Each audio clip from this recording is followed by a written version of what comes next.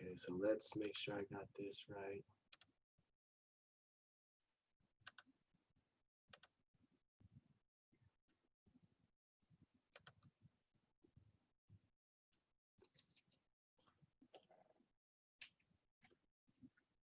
Just waiting on this. Boom. Okay. All right, so I'm gonna wait because there's a couple people that's in the room. So I got the screen on, I got my phone so I can do the video. So someone that's in the actual YouTube chat, let me know if you can hear me. If you can, then I think we're all good. Just want to make sure that we're able to hear you guys, so you guys are able to hear me.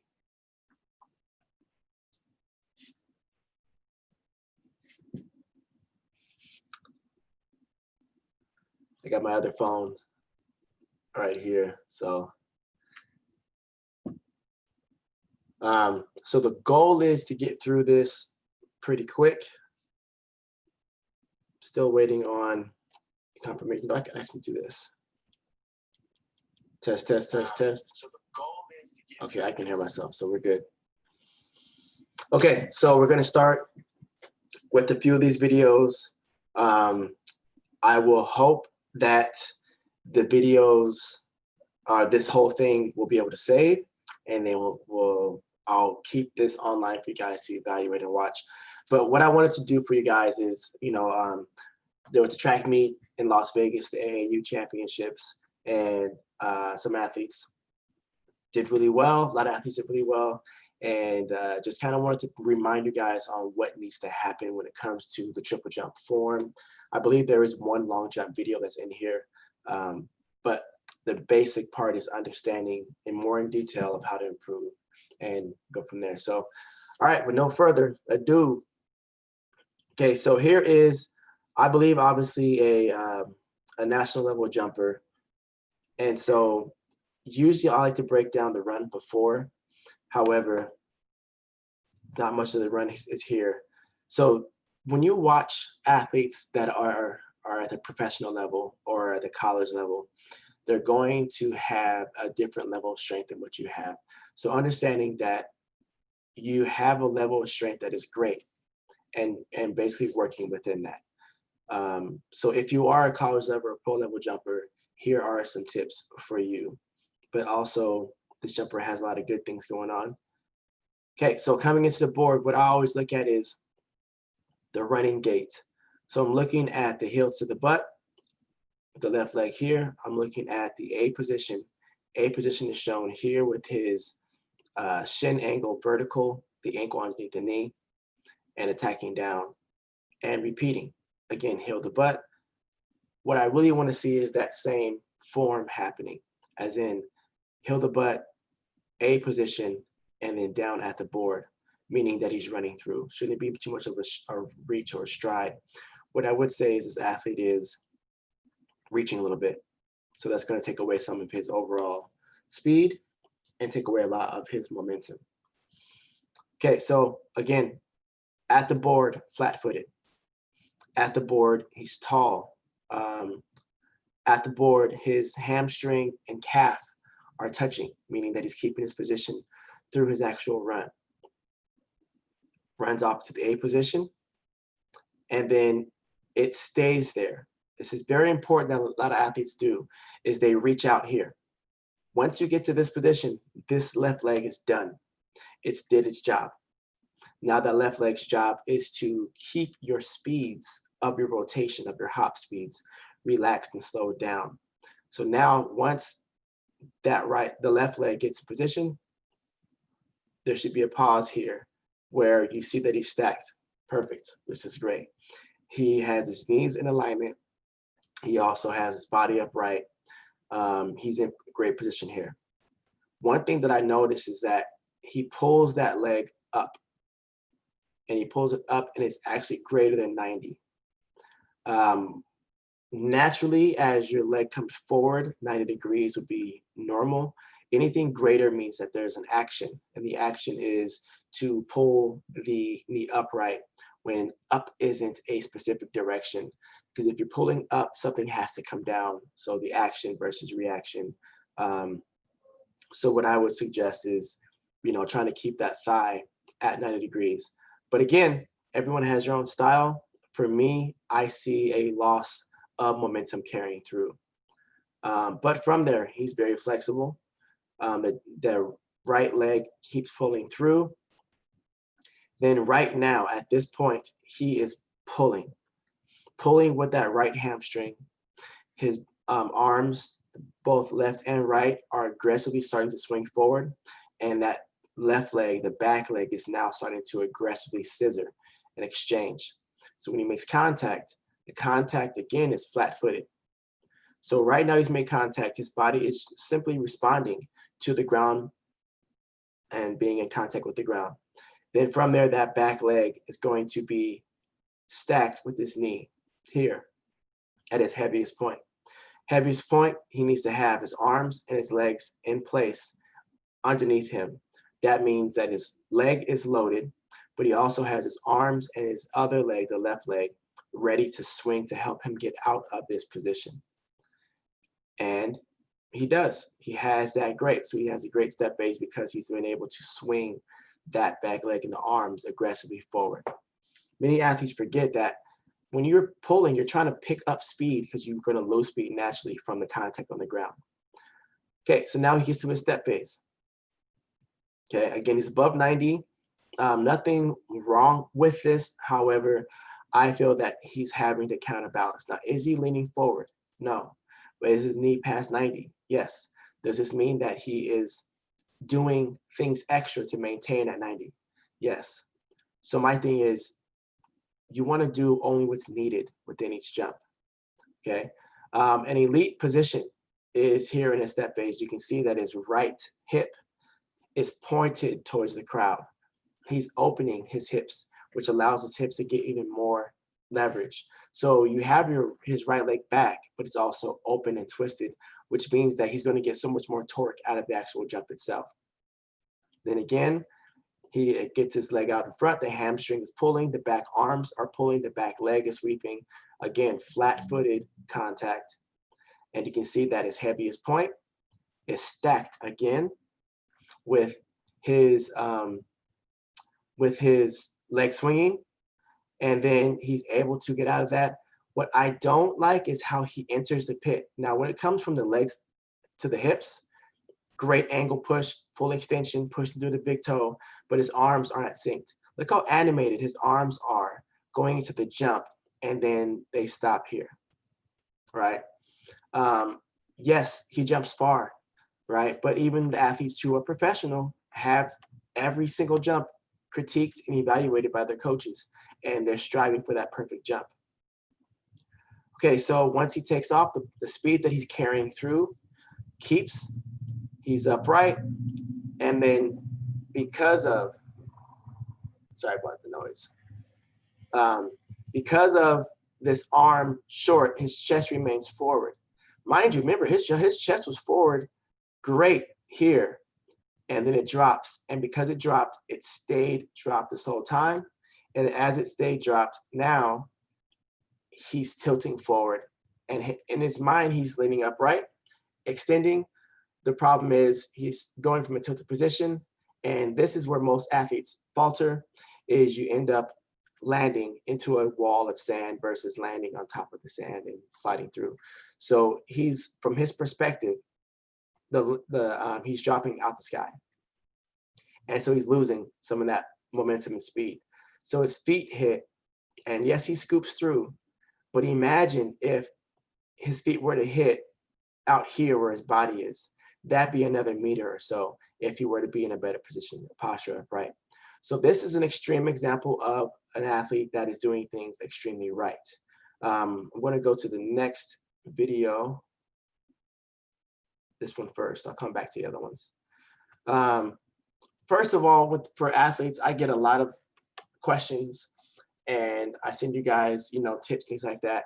But I do want to say, if you are on a dirt track and you complain about it, stop. Because I get videos of athletes telling me, I train on on an airport runway because there's no flat surface in the country I live in, or, you know, just whatever.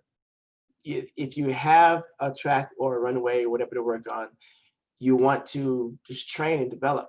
Now, I would suggest training on every type of surface. I don't recommend the hardest surface, but I will say you want to jump on a lot of tracks. Like if you have the ability to travel in your area to get some workouts in, work out on different type of tracks. Get your shoes dirty, run on a dirt track, etc. Just allow your body to get used to different environments. So when you do travel to these meets and say the conditions aren't great, you're used to it, okay? All right, so here's an athlete. Okay, video isn't as clean, broken down. So what I see here is the run and then prep here. This position right here is not a running position. So he broke his speeds down. So whatever speed he brought in was great. Problem is, the speed that he's jumping with is not the speed that he brought in. So that's already one negative.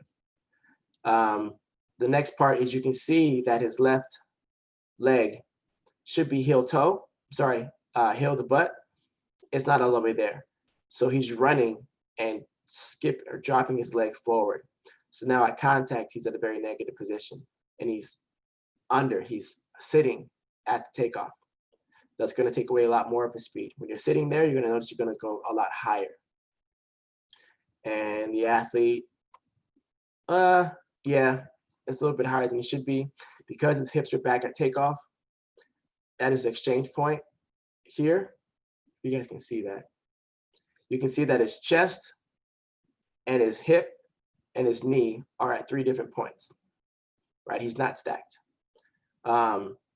When his leg finally straightens out, he's already rotated his hips and his knee forward. So the timing's off, and the timing's off because of simply braking. Many coaches want to fix this timing, but the timing is fixed from, you got to run through. If you run through, you're going to have more speed. When you have more speed, you're going to be deeper into this actual hop before you move. So that's going to be something that's very important to look at. Okay. Regardless, he gets back to the A position shown here. Okay. And what I see here is he doesn't start pawing the ground or using his hamstring till now. He's too close to the ground. There's no momentum built up with that front leg, the left leg. The back arms and back are good. The right leg is looking pretty good so far. He makes his contact. His heaviest point of his jump is here. And you can see that the knees are not aligned and his arms are bent. When you bend your arms, you've now lost momentum and you've taken away a lot of the power that you're supposed to have within transition. From there, instead of swinging his arms through, he pushes the arms forward. And so that's going to take away some of his step phase, okay?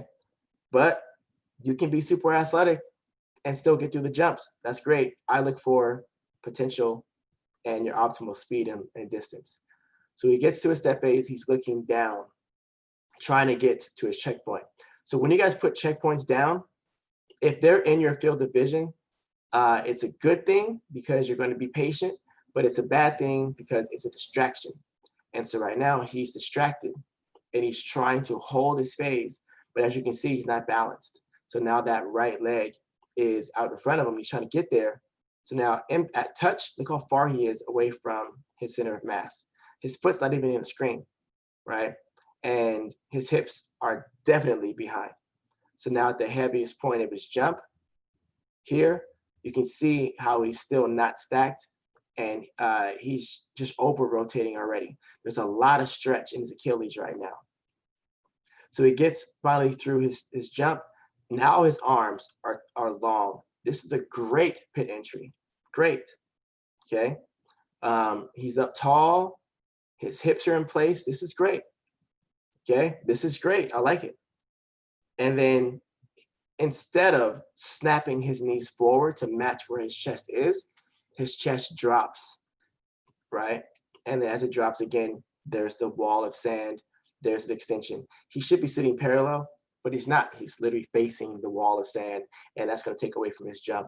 Again, he should be landing right now where he is. His feet should be there, but we're going to be measuring from about, I don't know, maybe a meter or a little bit less short of that. So again, right now, all I'm going through is just the issues that these athletes have, and I'll go through the solutions after. Okay, so the next video. So this one, there's that one. Okay, so this is one of the athletes in our We Jump in Sand group, and this is a progression from before. So he's doing a short approach, so it's hard to evaluate the run. But the second he gets to run, then he goes to here. He's already stopped running. He's already prepping and braking. There's his break. There's a penultimate step. And then there's his runoff. The good thing about the runoff is he actually runs through, but again, look how far his hips are away from his heel. Loss of speed. And then there's the knee drive versus the thigh. I'm sorry, the hamstring and the calf touching and the heel to the butt. It doesn't touch. So now when he jumps up, it's too high, and then he's going to have a difficult time on his next phase.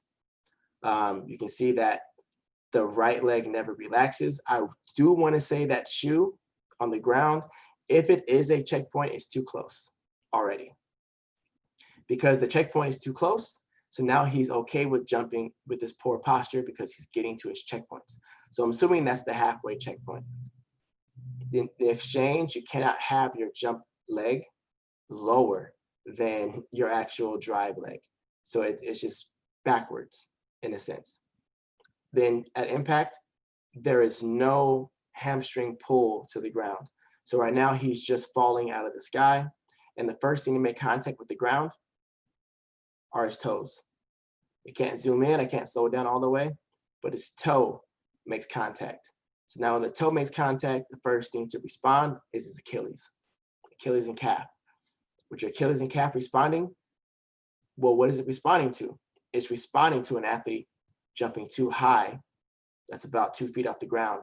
So his weight plus 2 feet off the ground dropping onto his calves or his Achilles. This is the reason why athletes have Achilles issues, is because of their form. You do not want to take off that high, especially for the younger athletes. So going with that, there's momentum is only coming from the backside. The arms, as you see, the arms aren't straight, so it's less momentum, and the back leg is pulling through. So look at his heaviest point.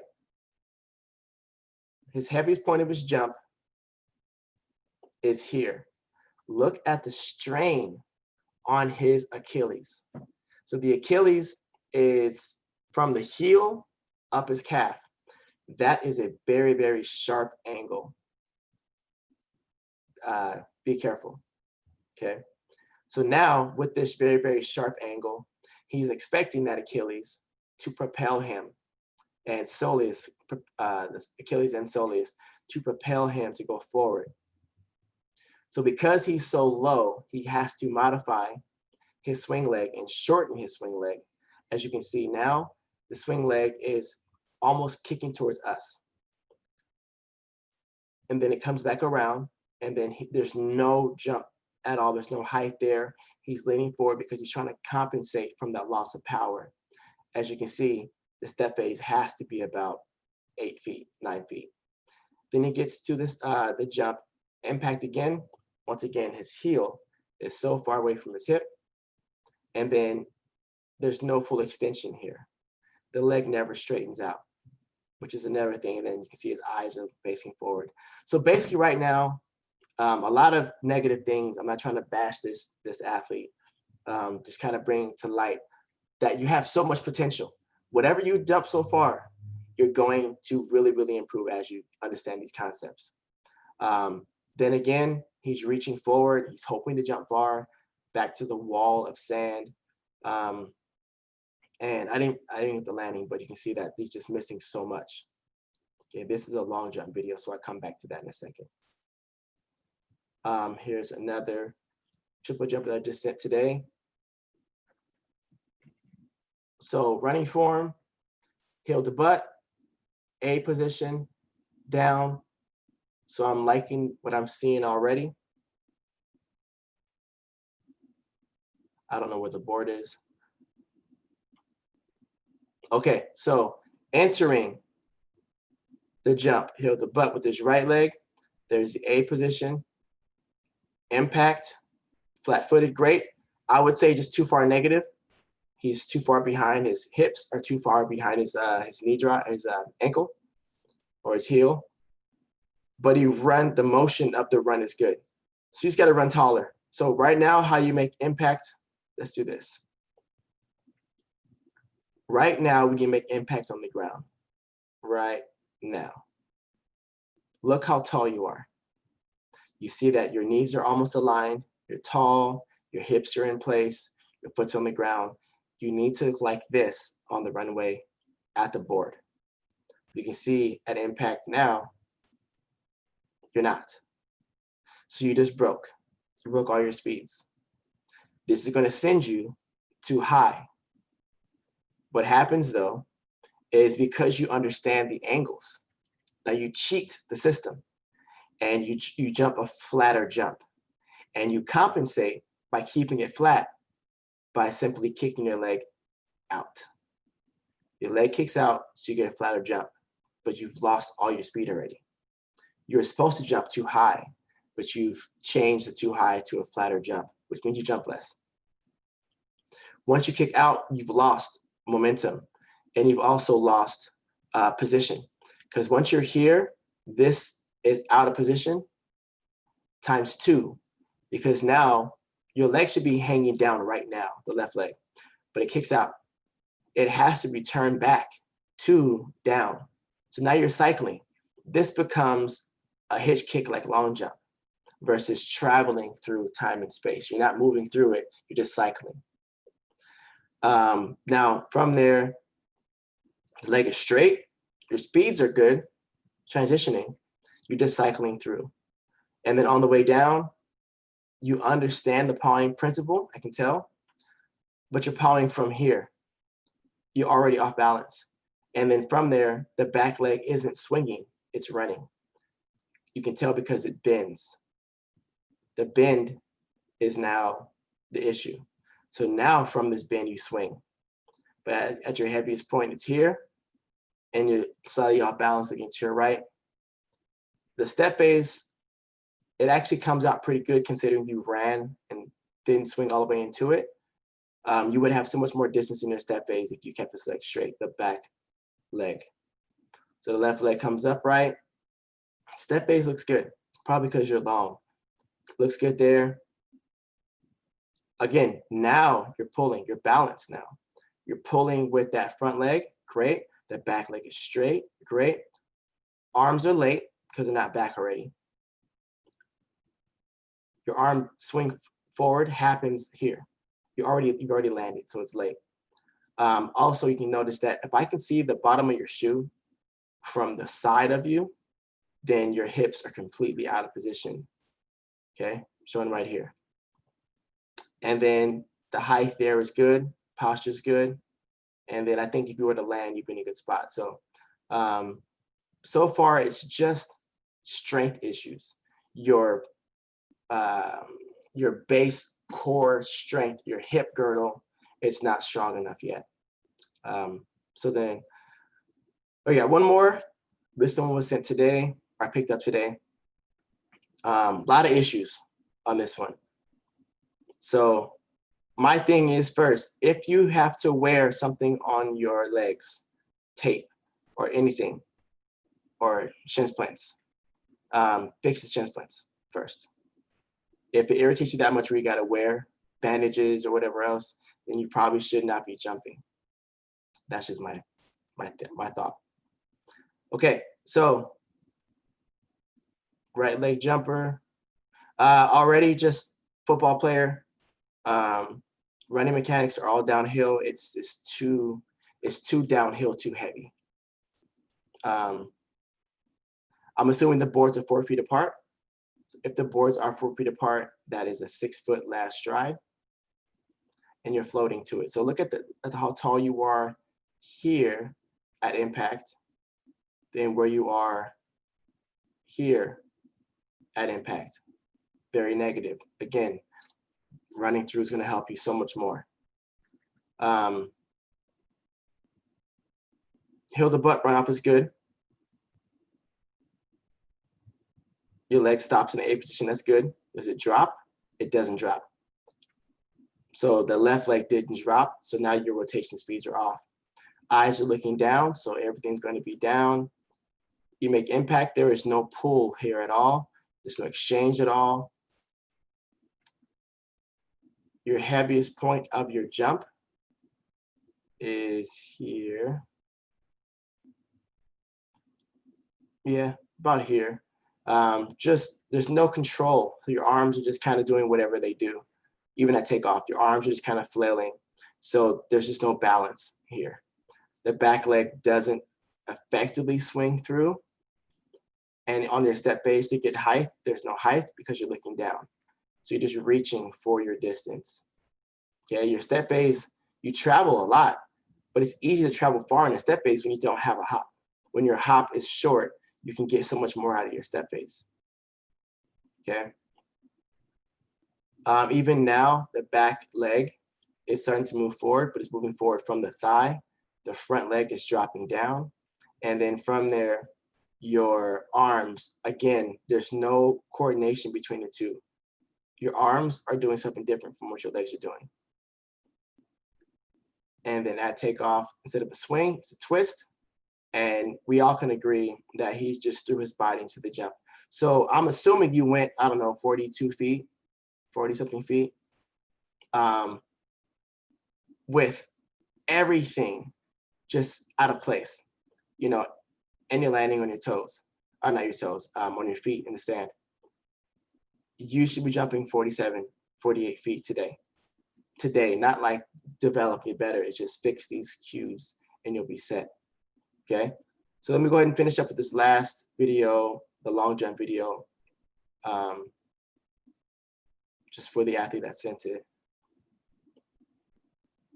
So for those who long jump,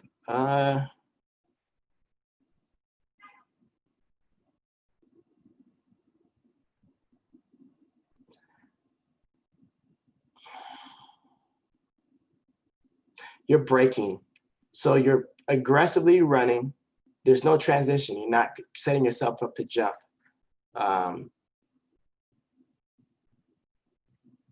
Yeah, once you get here, you've been watching the board this whole time. I see your eyes down here, and you start shifting gears here. You're steering already from that triple jump board. Steer, break down, break down, break down, just to get on the board. When it comes to long jump, this is fine. Your arms are already doing the hitch kick motions, but your legs don't do the motion. It comes together. A lot going on.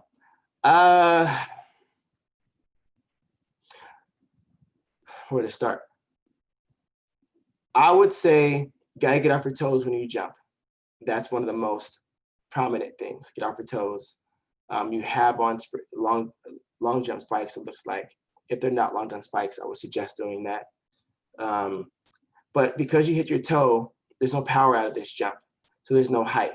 So you just literally ran and threw your body into the sand. I would say focus more on, you look pretty tall. I would say just start running and touching the net or the rim of a basketball court. Just start with that, or start understanding concepts of high jump. You don't have to physically do it, but just the concept of setting up the angles, things like that. That will help tremendously right now in this part of the off season of the year, is getting that kind of started. Okay, so to give solutions, because anyone can see the flaws, like what do we do to improve? All right, so every athlete from this gentleman, okay, what I would say to help with all of the issues when it comes to movement, it's bounding, bound, bound, bound. Before all this technology of, you know, all these toys to play with, athletes just did bounding. Bound, it's bounding is jump training. It's jump training to get you to improve. For those who want to dunk, try dunking every day, and you'll eventually build the strength to dunk. When it comes to triple jump, you got to bound. You have a hop to a bound to another bound and then land in the sand. 2 of those jumps are bounds. You need to perfect bounding.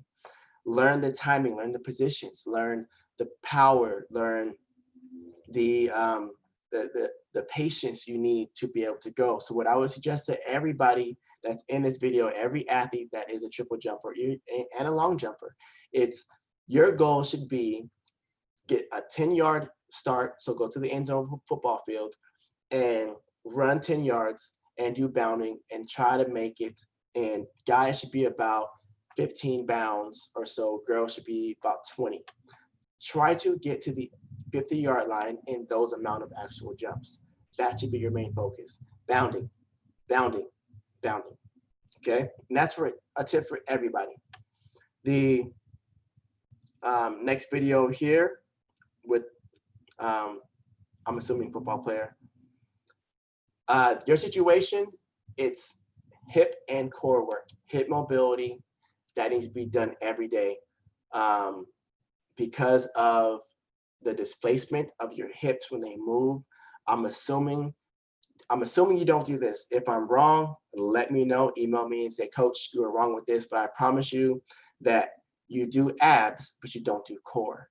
You do squats, but you don't do glute bridges. You don't do glute specific training. Your squats that you're doing, you know, like unilateral movements. So focus on hip mobility, focus on opening up your hips and range of motion, focus on doing pedestal. Pedestal is a workout which I'll put into the chat right now. Okay. Okay, pedestal ab workout.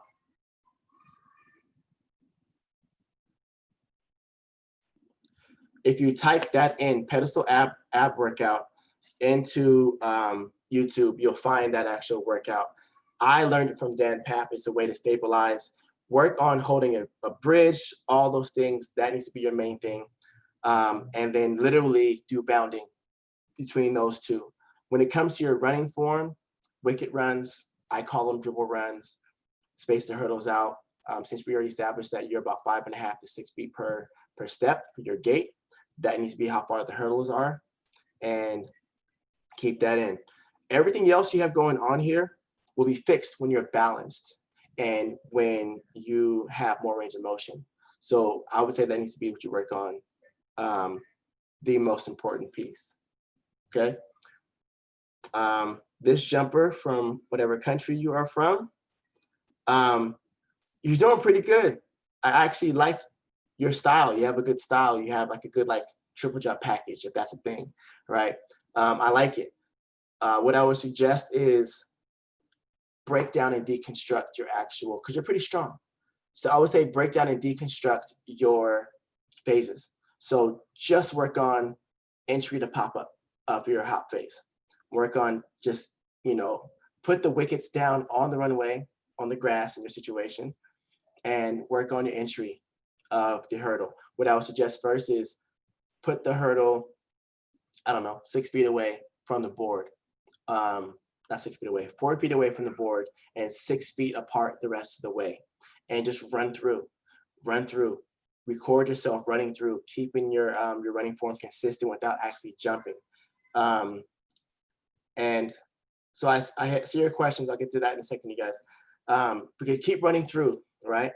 And then the next part will be working on the hop. Then you're gonna run through and do a step phase to jump and into the pit, work on those positions, deconstruct it. And I have all those videos of how to do it in my playlist on my YouTube channel. So just go ahead and check those out, okay? But overall, I like it. I like it a lot.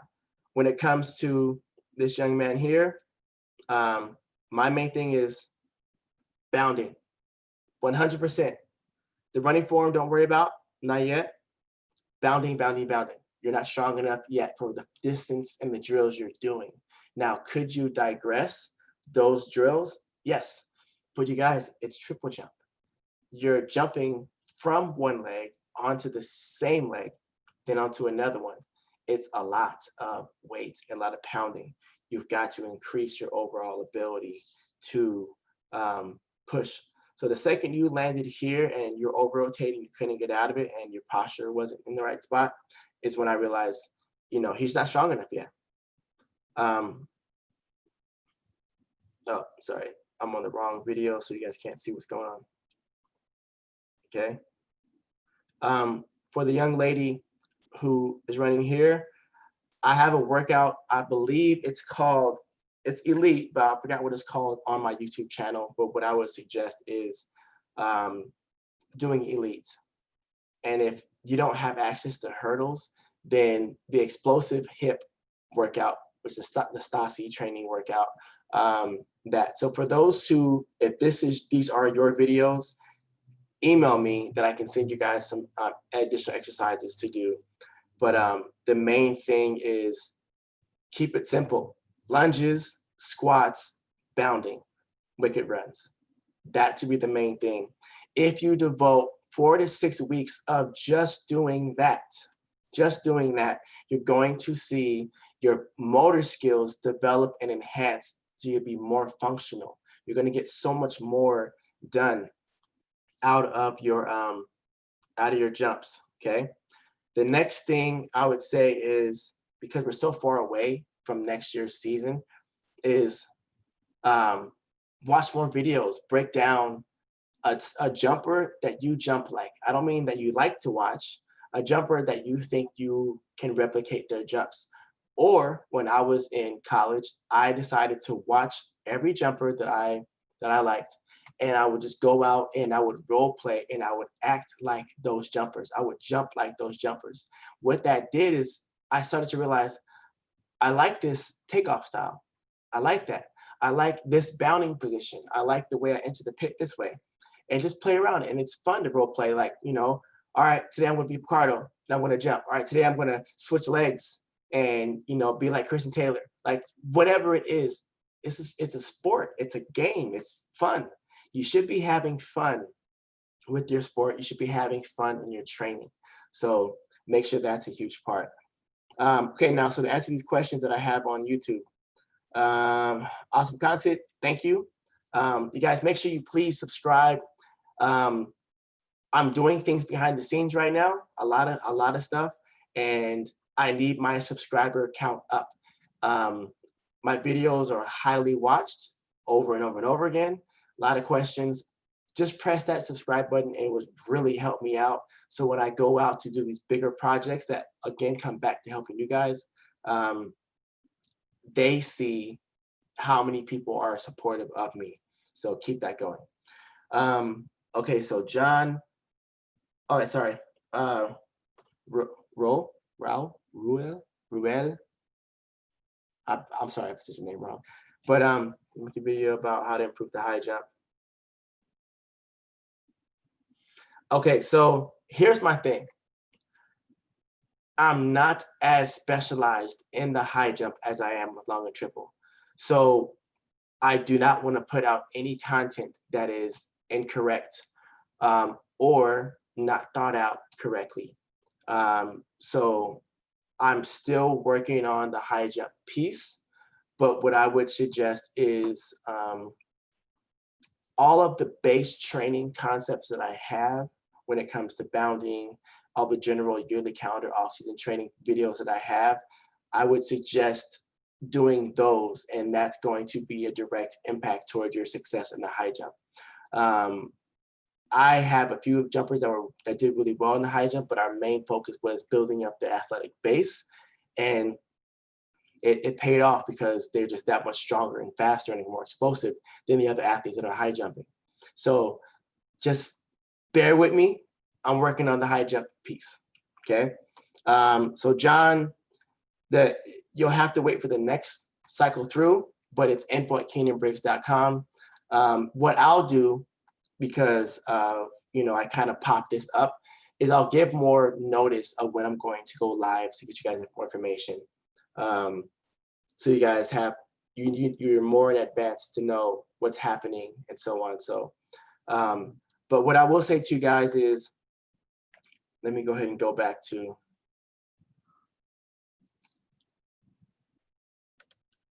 there we go. Okay, so what I want to say to you guys is, I've been obviously dealing with a lot of athlete questions. It starts with this: when you guys want to be successful, when you want to improve, when you guys want to just better your athletic ability, it all starts with writing these things down. You write down your goals. And when you write down your goals, what's going to happen is you physically writing down these goals went from a mental thought into a physical thing on paper. Then once you have it written down on paper, read those goals every single day. The more you read them, the better. And then once you read these goals, then imagine what your life looks like when you have those goals achieved. If you already watched my video of my greatest triple jump ever, it's on my YouTube channel, you're gonna notice that I spent more time visualizing and in the emotional state of my best jump ever. So when it happened, it wasn't something that seemed out of this world. It was something that was done. A lot of the success for every single athlete comes from the mental state. And track and field, they identify it as an individual sport. But it comes down to, if you do bad in one track meet, it's your fault, because it's just you and there's no teammates that can kind of pick up where you left off. But on the balance of that is, if you do poorly or you perceive it as poor, then you actually change your route and your mentality on yourself. You need to be your biggest fan. You need to be the person that supports you well beyond anything. So if you do have those haters or people that are,